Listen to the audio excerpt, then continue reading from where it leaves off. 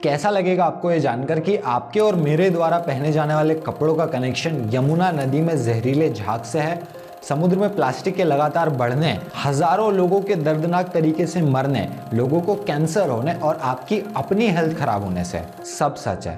पहले डिस्कस करते हैं फास्ट फैशन होता क्या है और फिर बात करेंगे कैसे इसका पर्यावरण और इंसानों की सेहत पर भयानक असर पड़ रहा है।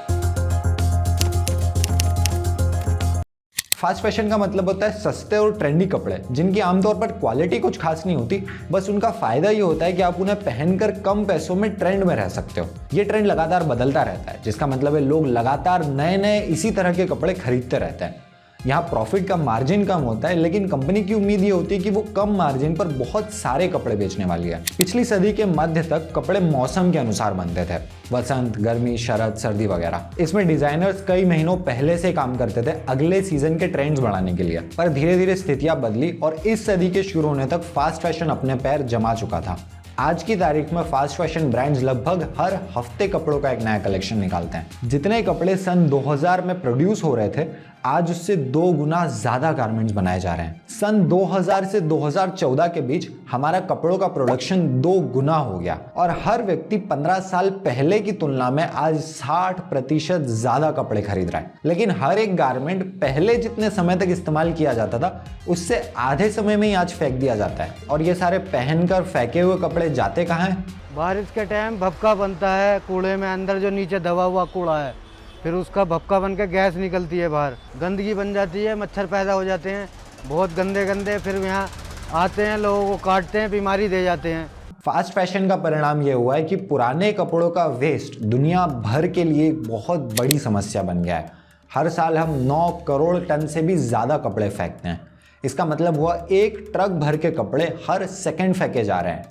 इसमें से केवल 12% रिसाइकल होता है और बाकी का सारा चला जाता है लैंडफिल्स यानी कचरे के ढेरों में। और अगर हमने आज कुछ नहीं किया तो 2030 तक ये संख्या 13 करोड़ टन से भी ज्यादा होने वाली है। दुनिया में जितना भी मटेरियल नए कपड़े बनाने के लिए इस्तेमाल होता है, उसमें से 60% प्लास्टिक है, नायलॉन, रेयॉन, पॉलिस्टर वगैरह। इसका मतलब ये कपड़े लैंडफिल्स में सैकड़ों सालों तक पड़े रहेंगे। इनके वहां धीरे धीरे सड़ने से मीथेन गैस पैदा होती है, जो ग्लोबल वार्मिंग का बहुत बड़ा कारण है। और ये वहाँ की मिट्टी और ग्राउंड वाटर में दूसरे जहरीले केमिकल्स भी रिलीज करते हैं। इससे वहाँ का पर्यावरण खराब होता है और आमतौर पर ये लैंडफिल्स ऐसी जगहों पर होते हैं जिसके आसपास गरीब लोग रहते हैं। तो हमारे फैशन की कीमत इन लोगों को देना पड़ती है, क्योंकि वो केमिकल्स अक्सर आसपास के जल स्रोतों, वाटर सोर्सेज को भी प्रदूषित करते हैं। इनमें आग लगती रहती है और ये एयर पोल्यूशन को भी बढ़ाते हैं। और इसमें आग लगने की बात तो आम बात है, आग तो हमेशा लगती रहती है इस कूड़े के अंदर। अभी पिछले हफ्ते भी आग लगी थी, तो मैंने फिर 100 नंबर को कॉल किया था, तो 3 दिन में जाकर के इसकी आग बुझा पाए दमकल कर्मी और सारे विभाग वाले। इसके अलावा कपड़ों को बनाने की प्रोसेस में भी ग्रीन हाउस गैसेज निकलती है, वही ग्लेशियर्स पिघलाने वाली, ग्लोबल वार्मिंग करने वाली। कपड़ों की केवल डाइंग और फिनिशिंग में ही दुनिया भर की 3% ग्रीन हाउस गैसेज निकलती हैं। और पूरी फैशन इंडस्ट्री की बात करें तो वो दुनिया भर की 10% ग्रीन हाउस गैसेस एमिट करती हैं। ग्लोबल वार्मिंग के बारे में शायद आपने ये बात सुनी हो कि हमें फ्लाइट्स का उपयोग थोड़ा कम करना चाहिए, पर सच ये है कि फैशन इंडस्ट्री, एविएशन और शिपिंग इंडस्ट्री दोनों को मिलाकर भी उनसे ज्यादा ग्रीन हाउस गैसेस एमिट करती है। क्लाइमेट चेंज पर मैंने एक पूरा वीडियो भी बनाया, वो आपको जरूर देखना चाहिए। इसके अलावा फास्ट फैशन की दूसरी समस्या भारत के लिए बहुत ही गंभीर है और वो है वाटर पोल्यूशन। देश की राजधानी दिल्ली में यमुना का क्या हाल है, आप जानेंगे तो परेशान हो जाएंगे। यमुना नदी कितनी गंदी हो चुकी है, इसकी क्लिप्स आपने देखी होंगी। चारों तरफ जहरीला फोम, गंदा पानी और उसमें पूजा करते लोग। यमुना नदी की इस हालत का एक बड़ा कारण है डिटर्जेंट्स का पोल्यूशन, जो कि कपड़े बनाने की फैक्ट्री से निकलता है और जाकर नदी में मिल जाता है। इनफैक्ट दुनिया भर का 20% वाटर पोल्यूशन केवल और केवल कपड़ों की डाइंग और फिनिशिंग करने से होता है। हमने देखा कि कपड़ों के मटेरियल में अधिकतर प्लास्टिक का इस्तेमाल होता है। इसके कारण जो कपड़े हमारे घर पर भी आते हैं, उन्हें भी धोने और सुखाने में उनमें से माइक्रो प्लास्टिक्स रिलीज होते हैं। ये माइक्रो प्लास्टिक सीवेज सिस्टम से होते हुए समुद्र तक पहुंचते हैं। अनुमान है कि 5 लाख टन माइक्रो प्लास्टिक्स हर साल इसी तरह से समुद्र में जाते हैं। 5 लाख टन माइक्रो प्लास्टिक का मतलब हुआ कम से कम 17 अरब प्लास्टिक की बॉटल्स। भारत पहले ही दुनिया के सबसे ज्यादा वाटर स्ट्रेस देशों में आता है, यानी यहाँ लोग ज्यादा हैं और साफ पानी कम। ऊपर से टेक्सटाइल इंडस्ट्री दुनिया में सबसे ज्यादा पानी की खपत करने वाली इंडस्ट्रीज में से एक है।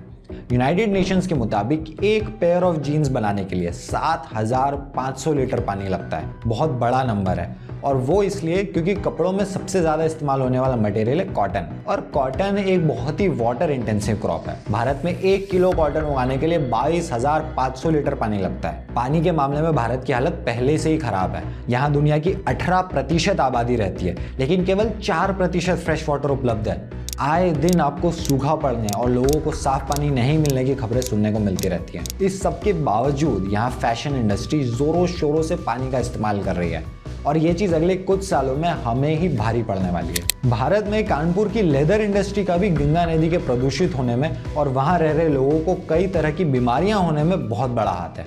इस विषय पर मैं एक पूरा वीडियो बना चुका हूँ, उसकी लिंक आपको डिस्क्रिप्शन में मिल जाएगी।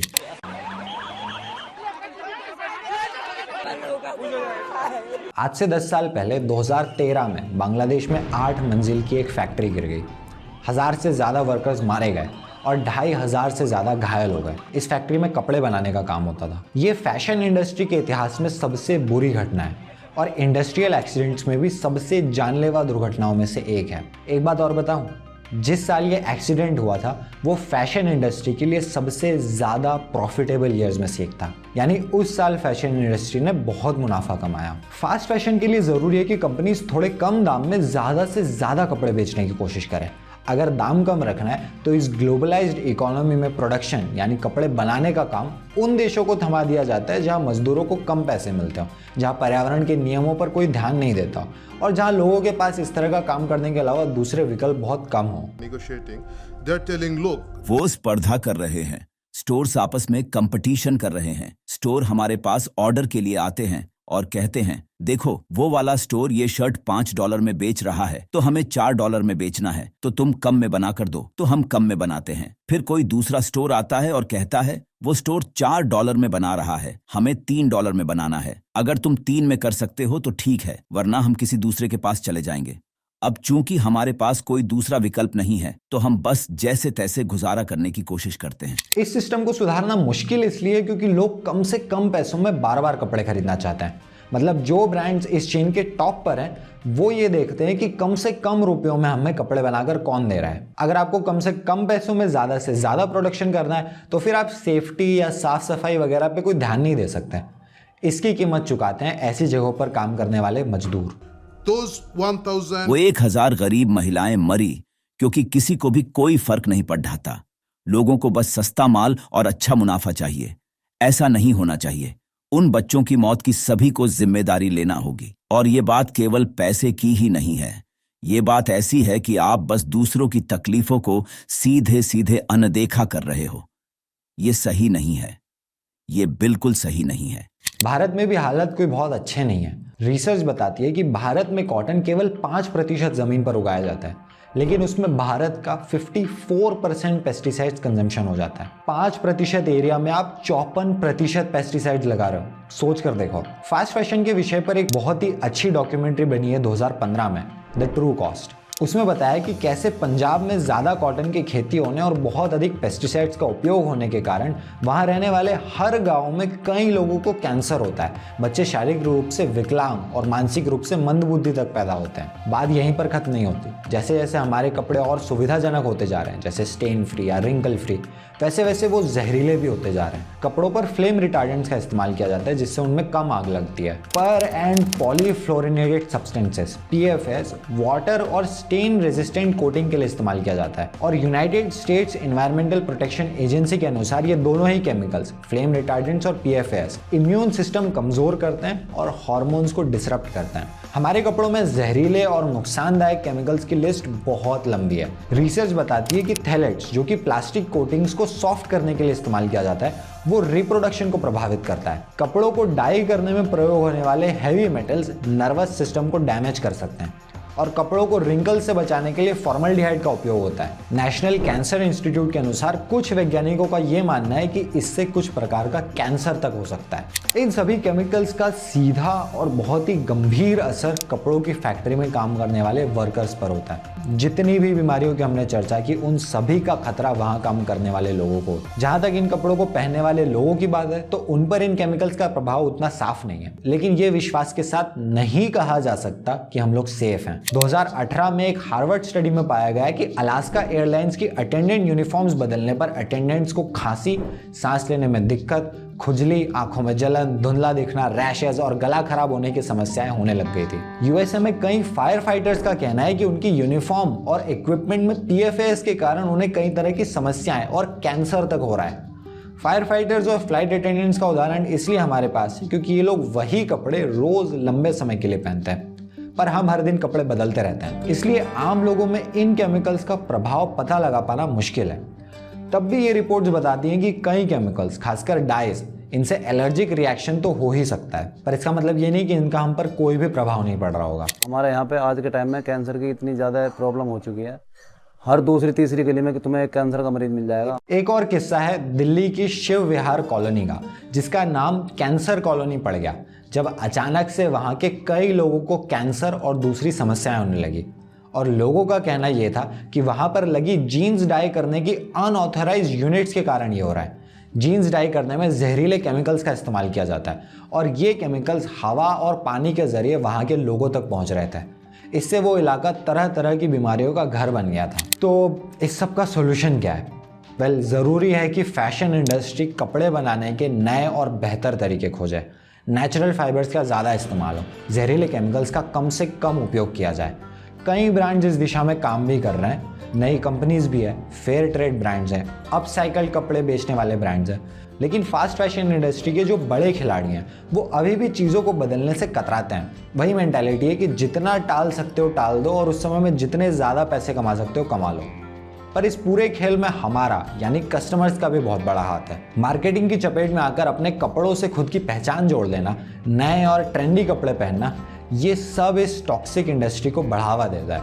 इसलिए हमारी जिम्मेदारी ये बनती है कि पहले तो हम खुद स्लो फैशन की तरफ जाएं, लंबे समय तक टिकने वाले कपड़े खरीदें और बार बार नहीं खरीदें। जो कपड़े आप एक दो बार पहनने वाले हो, खासकर शादियों और दूसरे फंक्शंस में ऐसा होता है, उन्हें किराए पर लेना ज़्यादा ठीक है। आप अपने पुराने कपड़े फेंकने के बजाय दान भी कर सकते हो। हर दूसरे शहर में आप देखोगे कि कोई ना कोई एनजीओ इस दिशा में बहुत अच्छा काम कर रही है, बस आपको थोड़ा सा खोजने की ज़रूरत है। इसके अलावा इस जानकारी को जितना हो सके शेयर कीजिए। ज़्यादा से ज़्यादा लोगों तक ये बात पहुंचना चाहिए कि कैसे जो हम बिना चीज़ों के पीछे की सच्चाई जाने, केवल खुद के बारे में सोचकर फैशन के नाम पर धड़ाधड़ कपड़े खरीदते और एक्सेसरीज खरीदते रहते हैं, उससे किसी का फ़ायदा नहीं होता। धन्यवाद।